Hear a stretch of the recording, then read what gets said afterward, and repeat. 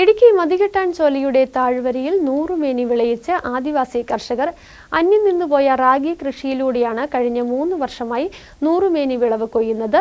ശാന്തമ്പാറ ആടുവിളന്താൻകുടിയിലെ ഗോത്ര സമൂഹമാണ് 10 ഏക്കറിൽ റാഗി കൃഷി ചെയ്തു വരുന്നത്. തരിശായി കിടന്ന ആടുവിളന്താൻ മലനിരകളിലെ റാഗി കൃഷി നയന മനോഹര കാഴ്ചകളാണ് സമ്മാനിക്കുന്നത്.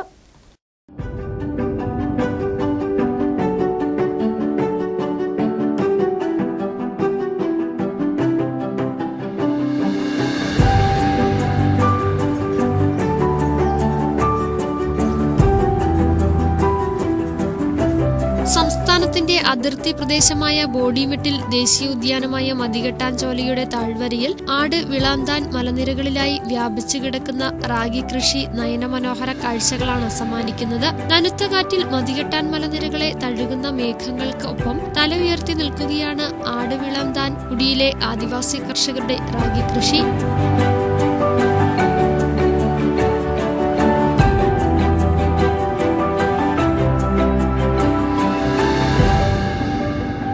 ആടുവിളന്താൻകുടിയിലെ മുതുവാൻ ഗോത്ര സമുദായമാണ് 10 ഏക്കറിൽ അധികം വരുന്ന മലനിരകളിൽ പരമ്പരാഗത കൃഷിരീതിയിലൂടെ റാഗി കൃഷി ചെയ്തു വരുന്നത്. ഗോത്ര സമൂഹത്തിന്റെ പ്രധാന ഭക്ഷ്യങ്ങളിൽ ഒന്നാണ് റാഗി. SP വെങ്കിടാചലത്തിന്റെ നേതൃത്വത്തിൽ 15ഓളം കർഷകരുടെ കൂട്ടായ പ്രവർത്തനത്തിലൂടെയാണ് അന്യം നിന്നുപോയ റാഗി കൃഷിക്ക് വീണ്ടും പുനർജീവൻ നൽകിയത്. കൃഷി തുടങ്ങിയപ്പോൾ തന്നെ നമുക്ക് നമ്മുടെ കൃഷി വകുപ്പിൽ നിന്ന് നല്ല സപ്പോർട്ട് ഉണ്ടായിരുന്നു. ശാന്തമ്പാറ കൃഷിവരിലും നമ്മുടെ KVK മുഖാന്തരമായിട്ടും ഗ്രാമപഞ്ചായത്തിൻ്റെ വഴിയായിട്ടും നല്ല നമുക്ക് സപ്പോർട്ടുണ്ട്. ഇനി ഞങ്ങൾ ഇത് കണ്ടിന്യൂ ആയിട്ട് മുന്നോട്ട് കൊണ്ടുപോകാനാണ് തീരുമാനിച്ചിട്ടുള്ളത്. അപ്പോൾ ഗവൺമെൻറ് ഏതെങ്കിലും ഞങ്ങൾക്ക് ഈ വന്യമൃഗങ്ങൾ ശല്യം ഒഴിവാക്കാൻ വേണ്ടി ഫെൻസിങ് പോലെ സാധനങ്ങൾ തന്നാൽ നല്ലതാണ്. ഇപ്പോൾ ഞങ്ങൾ ചെയ്തിട്ടുള്ള ഒരു 5-6 ഇനം റാഗി ചെയ്തിട്ടുണ്ട്. ഉപ്പുമെലിച്ചിന്ന്, പിന്നെ ചങ്ങല, നീലവാണി, പച്ച, അങ്ങനത്തെ ഒരു ഇഷ്ടംപോലെ സാധനങ്ങളുണ്ട്.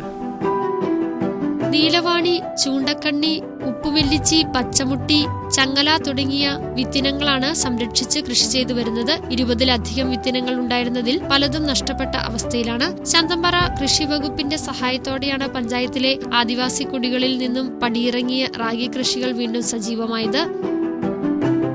ഇവർക്ക് റാഗി കൃഷി ചെയ്യുന്നതിനുള്ള സബ്സിഡി ഒരു ഹെക്ടറിന് 20,000 രൂപ എന്ന നിരക്കിൽ ഇവർക്ക് സബ്സിഡിയാണ് അനുവദിച്ചിട്ടുള്ളത്. അടുത്ത വർഷം അവർക്ക് വിത്ത് വേണമെങ്കിൽ വിത്ത് ഇറക്കി കൊടുക്കുന്ന രീതിയിലേക്ക് കൃഷി വ്യാപിക്കാനാണ് കൃഷി വകുപ്പ് ആലോചിക്കുന്നത്. ഭേദമില്ലാത്ത ഇവിടുത്തെ കുറച്ച് കാലാവസ്ഥയുടെ ഒരു പ്രശ്നമുണ്ട്.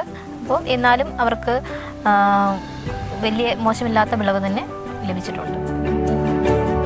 മാർച്ച്, ഏപ്രിൽ മാസങ്ങളിൽ ഗ്രാമപഞ്ചായത്തിന്റെ സഹായത്തോടെ തൊഴിലുറപ്പ് പദ്ധതിയിൽ ഉൾപ്പെടുത്തി നിലമൊരുക്കുകയും മെയ്, ജൂൺ മാസത്തിൽ വിത്തിറക്കുകയും ചെയ്യും. 6 മാസം കൊണ്ട് പാകമാകുന്ന റാഗിയുടെ വിളവെടുപ്പ് നവംബർ, ഡിസംബർ, ജനുവരി മാസങ്ങളിലായി പൂർത്തീകരിക്കും. കുടിയിലെ ഭക്ഷണാവശ്യങ്ങൾക്ക് മാത്രമായിട്ടാണ് നിലവിൽ കൃഷി ചെയ്തു വരുന്നത്. ഈ വർഷം മുതൽ വാണിജ്യാടിസ്ഥാനത്തിൽ കൃഷി ചെയ്യുവാനാണ് കർഷകരുടെ തീരുമാനം. ശക്തമായ മഞ്ഞും വന്യമൃഗങ്ങളുടെ ആക്രമണവും കൃഷിയെ പ്രതികൂലമായി ബാധിക്കുന്നുണ്ട്. ഗ്രാമപഞ്ചായത്ത് president Liju Varghese, block panchayat vice president NR Jayan, കൃഷി ഓഫീസർ ബിനിത എന്നിവർ ചേർന്ന് റാഗി കൃഷിയുടെ വിളവെടുപ്പ് നടത്തി.